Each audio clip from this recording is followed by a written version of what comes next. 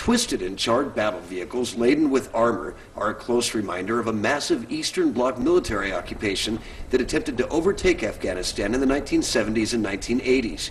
To say the Russian military are not fondly regarded here is an understatement, and after years of occupation and fighting that ended in defeat, these remnants of war are among all that is left. All over Afghanistan, you'll find remnants of the former Soviet presence that was here.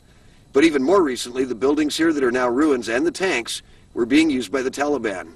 If it had a voice, there is no doubt that each machine here could tell a story. Many, if not all of the tanks and some of the armored personnel carriers show signs of combat damage. Most have at least been partially stripped, and the tracks are missing from every single military vehicle here. The Soviets left in a hurry when they finally did, their ranks in disarray, flanked by desertion and disease, and pursued by angry Afghans who know how to fight if they know anything at all. The Soviets are just one empire over the last several hundred years that has attempted to invade and occupy this ancient place. And like all that came before it, they left empty-handed and with few soldiers and pieces of equipment, as these images depict. Well, the first time I came out here, it was just amazing to see it. And everyone, like myself, everyone that comes out here, the first thing they want to do is stop and take a lot of pictures.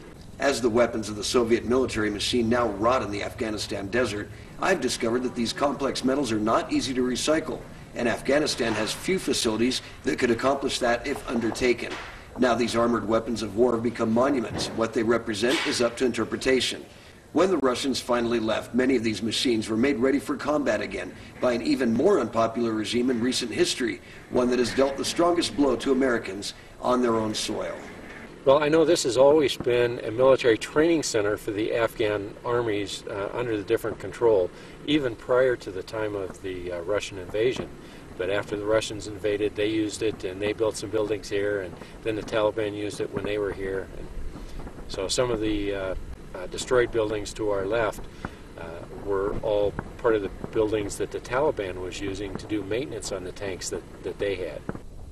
The equipment left here near the Kabul Military Training Center was not the cream of the crop for the Soviet Union. The latest models appear to be the Soviet T-62 tank. Humble power plants powered these beasts of war, and the weight of them is immense. Maybe someday people here will find a way to melt them down and regain some value. Hardly a true penance for the suffering the people here underwent at the hand of the Soviets. For now, they continue to freeze in the winter and bake under the hot Afghan sun each summer. In Afghanistan, I'm Tim King reporting for SalemNews.com.